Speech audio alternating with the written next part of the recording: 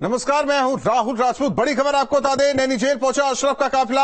अशरफ को बरेली जेल से नैनी जेल लेकर पहुंची पुलिस। तो बड़ी खबर, नैनी सेंट्रल जेल पहुंचा अशरफ का काफिला। बड़ी खबर, बरेली जेल से नैनी जेल लेकर पहुंची प्रयागराज पुलिस। तो बड़ी खबर आपको बता रहे हैं, अशरफ को बरेली जेल से नैनी जेल लेकर पहुंची पुलिस। हालांकि कुछ देर पहले ही अतीक को भी साबरमती जेल से लेकर पहुंची थी यहां पुलिस। और ये तस्वीरें आपको दिखा रहे हैं। तस्वीरें देखिए, व्हाइट कलर के गमछे को किस तरीके से सर पर लपेट रखा है अशरफ। ये तस्वीरें आपको दिखा रहे हैं। तस्वीरें देखिए, ये एक्सक्लूसिव तस्वीरें आपको दिखा रहे हैं। नैनी सेंट्रल जेल, उसे अंदर जब ले जाया गया उस दौरान की तस्वीरें आपको ये सीधी तस्वीर दिखा रहे हैं। हालांकि उससे पहले उसका बड़ा भाई अतीक पहुंचा और अब अशरफ पहुंचा है नैनी सेंट्रल जेल। पवन संगर हमारे साथ लगातार सहयोगी जुड़े हुए हैं। पवन, पहुंच चुका है अशरफ और जहां भाई वहां अशरफ जाहिर तौर पर अलग अलग बैरक में रखा जाएगा। क्या कुछ तस्वीर? हाँ बिल्कुल, अशरफ को इस समय पुलिस लेकर के अंदर पहुंच चुकी है और उसका मेडिकल अब चेकअप किया जाएगा। उसके बाद उसको भी तन्हाई बैरक में रखा जाएगा। दोनों भाई इस वक्त दोनों भाई इस समय नैनी जेल में हैं। एक को साबरमती से लाया गया, दूसरे को बरेली जेल से लाया गया।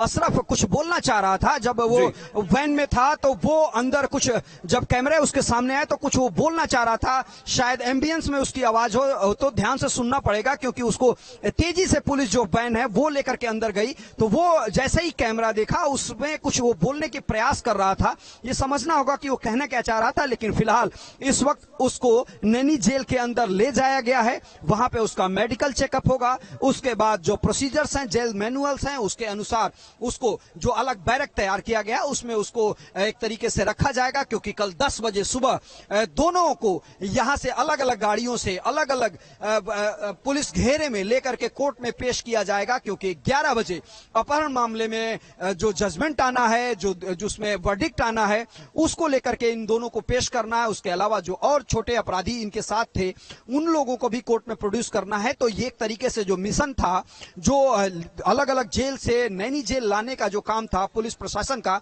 उन पुलिस प्रशासन ने बखूबी अंजाम देने का काम किया। और सकुशल दोनों भाइयों को, जो दोनों अपराधी हैं, एक तरीके से लंबे समय से पूरे उत्तर प्रदेश के अलग अलग कोनों में एक तरीके से अपराध का साम्राज्य चलाने का काम करते रहे, वो इस वक्त तन्हाई बैरक में है। तमाम सारे जो जेल मैनुअल्स है उसको फॉलो करते हुए वो दिखाई देंगे। कल कोर्ट में उनको पेश किया जाएगा। देखना होगा कि माननीय कोर्ट जो है किस तरीके से वर्डिक्ट देती है इस पूरे मामले पे, क्योंकि फैसला रिजर्व है। अगर दोषी सिद्ध होते हैं, उसके बाद लंच के बाद ये माना जा रहा है कि दोष जब सिद्ध होगा अलग अलग धाराओं में, तो उनमें कितने साल या क्या सजा होती है, इन तमाम विषयों को लेकर के कल सबकी नजरें रहेंगी कोर्ट पे। और कल का दिन महत्वपूर्ण है दूसरे मामले को लेकर के। उमेश पाल हत्याकांड में एसीजीएम कोर्ट में जो पुलिस ने रिमांड लेने की अर्जी दाखिल की है कि दोनों को रिमांड पे लेने का काम किया जाएगा, वो सबसे ज्यादा कठिन इनके लिए होने वाला है। क्योंकि शूटआउट में तमाम सारे ऐसे साक्ष्य मिले हैं जो चीख चीख करके बता रहे हैं कि उसमें किस तरीके से अतीक अहमद और उसका भाई इसमें शामिल रहा है और दिन दहाड़े गोलियों से भून डालने का काम किया गया, बम चलाया गया। और तमाम सारे ऑडियो, तमाम सारी बातें सामने निकल करके आई हैं कि बरेली जेल से साजिश रची गई, साबरमती जेल से साजिश रची गई और उमेश पाल को मार दिया गया। उसके साथ उनके 2 गनर थे, उनको मार दिया गया। और अभी तक जो शूटर्स हैं वो फरार हैं, जिनका नाम एफआईआर में दर्ज है। ये तमाम सारे मसले हैं जिसको लेकर के पुलिस जब रिमांड पे लेगी और इनसे पूछताछ करेगी तो कड़ियां जोड़ने का काम करेंगी और देखेंगी कि किस तरीके से दुर्दांत अपराधियों ने एक व्यक्ति को दिन दहाड़े मारने का काम किया जो अपराध पहले से करते रहे। उनकी तीसरी पीढ़ी भी इसमें शामिल है, यानी अतीक अहमद। और जो उसका भाई है, उसका जो पिता था वो भी अपराधी था। उसका अतीक अहमद, उसका भाई अपराधी निकले। और उनके बेटे, जो 5 बेटे हैं, उनमें से 2 बेटे, एक लखनऊ जेल में बंद है और जो अली है वो इसी नैनी जेल में बंद है। और बाकी फरार हैं, जिसको लेकर के जो उसकी पत्नी है, तमाम जाहिर तौर पर परिवार के 3 सदस्य नैनी सेंट्रल जेल में, अतीक अहमद, अतीक का बेटा और इसके अलावा अशरफ, जब उसके इस प्रिजन वैन की एंट्री कराई गई नैनी सेंट्रल जेल में, उस दौरान की तस्वीरें आपको दिखा रही है। एक्सक्लूसिव तस्वीरें देखिए, न्यूज स्टेट उत्तराखंड उत्तर प्रदेश आपको दिखा रहा है। बरेली जेल से लेकर प्रयागराज पुलिस पहुंची। अब देखिए किस तरीके से जिस तरह से अतीक को ले जाया गया था जेल के अंदर, ठीक उसी तरीके से अशरफ को जेल के अंदर ले जाया गया। ये तस्वीरें आपको दिखा रहे हैं। देखिए, पहले एक गेट, फिर इसके बाद जो मेन गेट होता है, जेल का जो मेन गेट है, उसमें किस तरीके से इस वैन को एंट्री दी जाती है। ये तस्वीरें देखिए, ध्यान से देखिए किस तरीके से सफेद गमछे को लपेटे हुए, अपने भाई के स्टाइल में अशरफ भी रहता है, सिर पर सफेद गमछा ये लपेटा हुआ है, बैठा हुआ है। आप देख सकते हैं, तस्वीर आपको दिखा रहे हैं। हालांकि वो मीडिया से कुछ कहने की कोशिश करता जरूर नजर आया, लेकिन कुछ बोल नहीं सका, क्योंकि तेजी के साथ इस वैन को एंट्री दी गई परिसर में। तो ये तस्वीरें आपको दिखा रहे हैं, ध्यान से देखिए तस्वीरें। सफेद कलर के गमछे को किस तरीके से सर पर लपेटा हुआ है अशरफ, ये तस्वीरें आपको दिखा रहे हैं। पवन लगातार हमारे साथ जुड़े हुए हैं। पवन, आज की तस्वीर पूरे प्रदेश ने देखी, देश ने देखी, कल महत्वपूर्ण दिन है। ऐसे में क्या कुछ होगा जेल से लेकर, नैनी सेंट्रल जेल से लेकर कोर्ट तक, किस तरीके से सुरक्षा व्यवस्था, क्योंकि प्रयागराज सबने देखा पिछले दिनों क्या हुआ और क्या होता आया जब यहां राज अतीक का चलता रहा। तो ऐसे में प्रयागराज से लेकर लखनऊ तक पुलिस प्रशासनिक व्यवस्था को लेकर क्या कुछ कदम।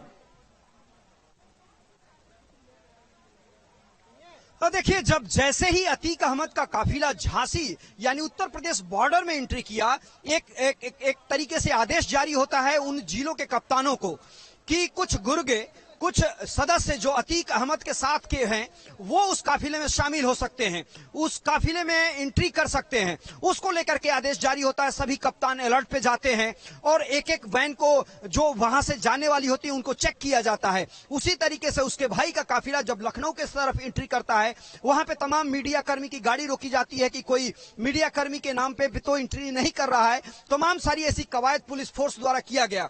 चूंकि प्रयागराज है, प्रयागराज में कभी अतीक अहमद उसके भाई का जलजला हुआ करता था और एक बार फिर उस कोर्ट में उसकी पेशी है, लिहाजा पुलिस ने पहले से ही तमाम सारे ब्लूप्रिंट्स तैयार कर रखे हैं कि किस तरीके से पेश किया जाना है, उसके बाद वहां से कैसे लाना है। ये तमाम ऐसी व्यवस्थाएं हैं जिसको लेकर के प्रयागराज पुलिस ने पहले ही चॉकआउट कर लिया है, ब्लूप्रिंट तैयार कर लिया है। जिस तरीके से सकुशल साबरमती से प्रयागराज लाया गया अतीक को और उसके भाई को बरेली जेल से यहां लाया गया, उसी तरीके से उसी सुरक्षा व्यवस्था के को देखते हुए, उसी सुरक्षा व्यवस्था के तहत उसको जेल में भी, उसको कोर्ट में भी प्रोड्यूस किया जाएगा।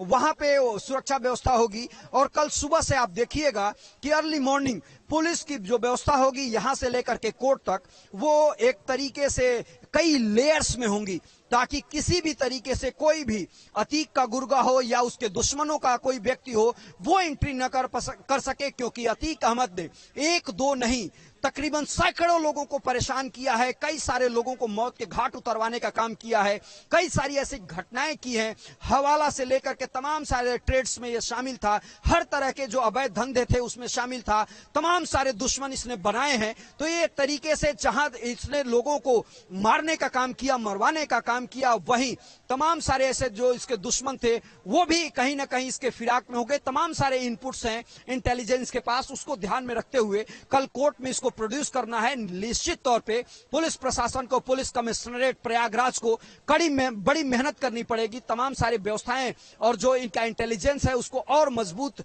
एक तरीके से करना होगा, ताकि कहीं से कोई इनपुट मिले उस पर तत्काल प्रभाव से पुलिस काम करे। तो निश्चित तौर पे चुनौती है, लेकिन कल ये होके रहेगा कि अतीक अहमद, इसके भाई और तमाम सारे जो शूटर्स हैं उनको कोर्ट में, जो जेल में है उनको अलग अलग जगहों से लाया गया, उनको कोर्ट में प्रोड्यूस किया जाएगा।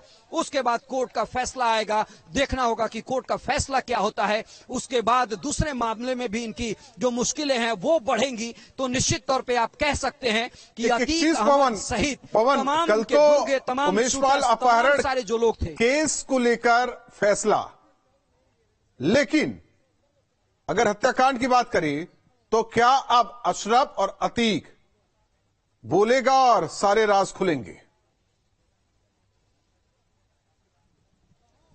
बिल्कुल उसी की तैयारी में है प्रयागराज पुलिस की रिमांड पर लेकर के हत्याकांड से जुड़ी जो कड़ियां हैं उनको जोड़ा जाए। किस तरीके से इन लोगों ने साजिश रची, कब से इस पूरे इस हत्याकांड को अंजाम देने के लिए लगे थे, कौन कौन से लोग शामिल थे, कहां कहां से इनको मदद मिलती रही, ये तमाम ऐसी बातें हैं जब अतीक अहमद और उसके भाई को रिमांड पे लेकर के पुलिस पूछताछ करेगी। ये सबसे महत्वपूर्ण है क्योंकि उत्तर प्रदेश में लॉ एंड ऑर्डर के नाम पे सरकार ने रिपीट करने का काम किया। 37 साल बाद कोई सरकार आई, योगी आदित्यनाथ का नेचर और पुलिस को जिस तरीके से छूट योगी आदित्यनाथ ने दे रखी है, उसके बाद इस तरीके की घटना को अंजाम देना ये बताता है कि कितने दुर्दांत अपराधी हैं ये, किस तरीके से प्लानिंग करते हैं उसको अंजाम देते हैं, बल्कि एक तरीके से आने वाले समय की ये चिंता नहीं करते। अपने दबदबे को बनाए रखने के लिए, अपनी पीढ़ी को आगे बढ़ाने के लिए, जो लगातार मैं कह रहा हूं कि 3 पीढ़ियां अपराध जगत में लिप्त है, इस घटना के बाद पता चला। क्योंकि अमूमन ये देखने को मिलता है कि अपराधी का जो बेटा होता है वो विदेश में या कहीं उसको इस तरीके से धंधे में लिप्त नहीं होने देता।